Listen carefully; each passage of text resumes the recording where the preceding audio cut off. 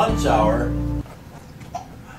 one day, and this was at the time they opened the Calumet Harbor, when they had opened the St. Lawrence Seaway, and we started getting ocean ships. And I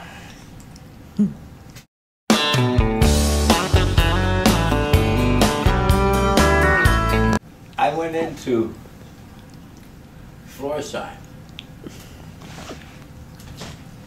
on Wabash Avenue. Okay. And I think it was Madison. And I was standing there, You turn the air conditioner and way down? I was thinking I would get a pair of shoes.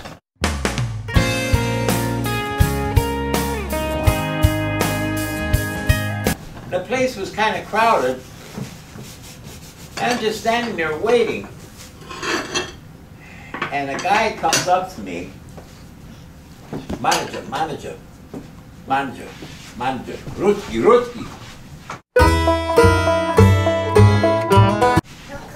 And I assumed he must have jumped ship from a Russian vessel that came into Chicago. And he wanted the manager, and he was trying to tell me he can make shoes. And he thought I was a manager or something. Hell, I'm just a customer. So I went over to the cash register, and I said, I need the manager. And I told him I got this Russian guy here, and of course, you know, people are nuts. I said, he says he can make shoes.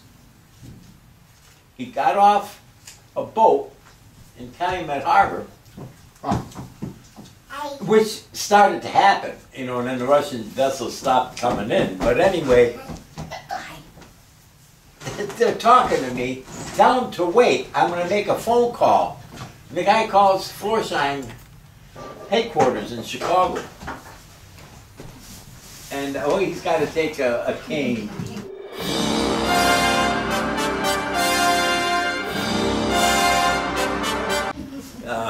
So he can have one cane. Yeah.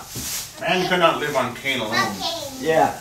Cane. See, he says cane. He likes cane. Give it to Papa Fred. And he selects the canes if he wants, different ones every time. But thank you. Thank you, Oliver. Cane. Thank you. Cane. Thank you. Watch what he touches. Everything is wet. But anyway, and they said if he can make shoes, they're going to send a taxi, and he's got a job. Wow.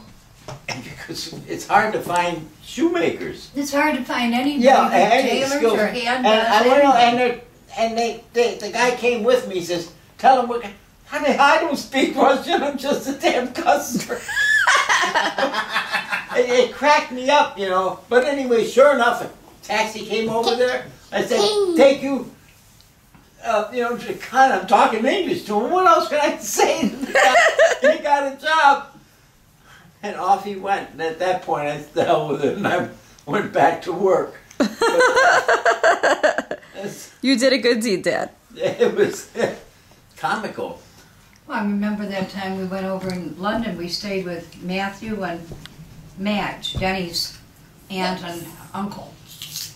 And I had said, you know, what does he do for a living? And she said, he sews. Big deal. He's a cutter. A cutter. Cutter's a damn good job. If you could go ahead.